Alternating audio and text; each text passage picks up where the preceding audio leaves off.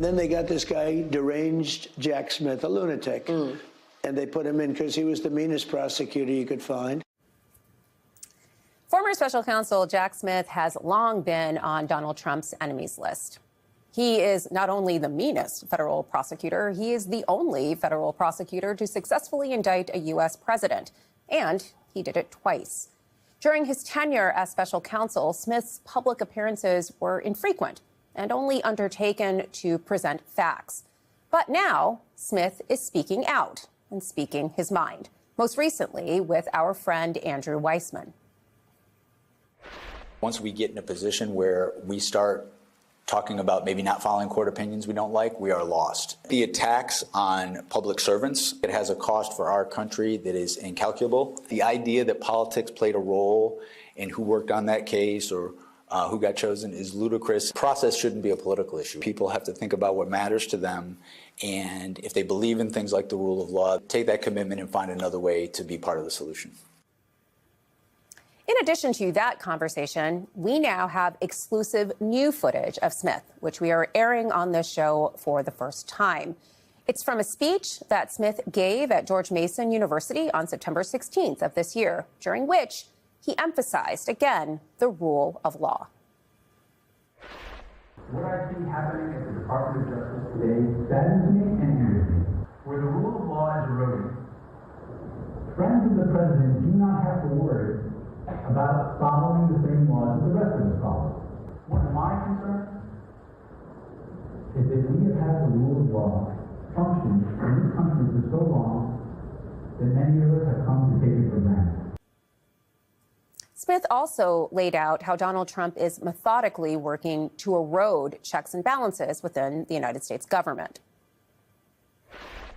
If you wanted to deter whistleblowers from coming forward and allow acts of corruption to happen, one of the first things you do is get rid of the inspector general.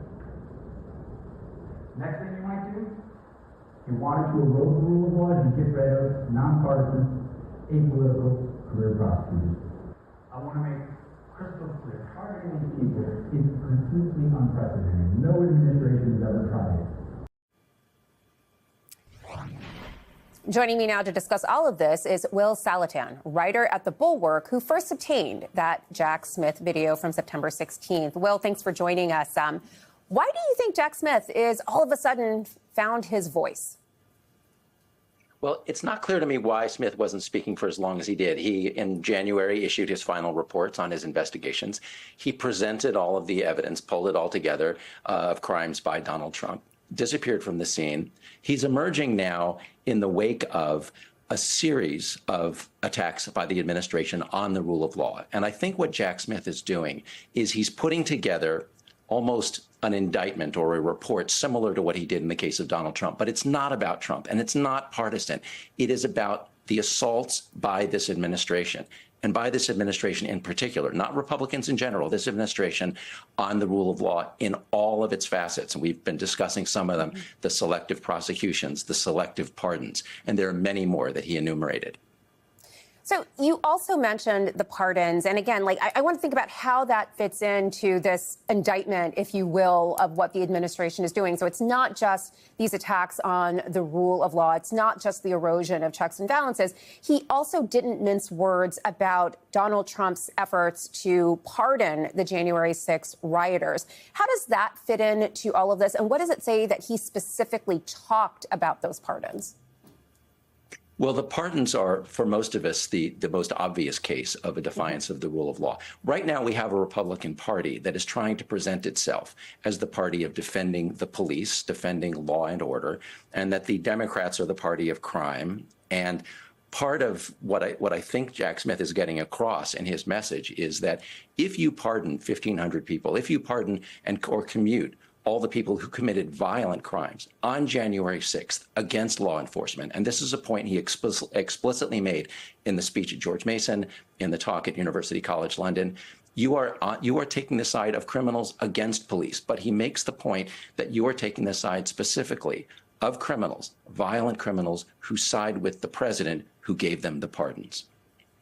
So we've heard a lot over the course of this administration. We're only 9 months into it, but we've heard a lot about how this administration is targeting those that Donald Trump considers his political enemies. We've seen the indictments of Jim Comey, Letitia James, and most recently, John Bolton. If you're Jack Smith, you know you are on that list. Are you worried that the next indictment has your name on it? Oh, it could be. Smith is, basically anyone who prosecuted Donald Trump or who investigated Donald Trump is now on a Donald Trump target list. I think it is notable that Jack Smith is not trying to reciprocate Trump's blatantly partisan, unlaw-like pursuit of his enemies. Smith is trying to model something much broader. He's trying to say, this is not about party. This is not about being a hitman. And some of the cases that he enumerated in his speech at George Mason, the case of Donald Trump selectively trying to get Eric Adams, a Democratic mayor, off the hook by conservative prosecutors who the Trump administration ousted because they would not go along with a corrupt deal to let Eric Adams off the hook. The Signal chat in which Trump administration officials blatantly violated national security, and the Trump administration is not prosecuting them. That is not a partisan matter. That is a matter of national security. So there are cases like that that Jack Smith talked about. They are not Democrat versus Republican. And I think his fundamental message is all of us, Democrats, independents, honest Republicans, need to stand together in defense of the rule of law against this particular administration.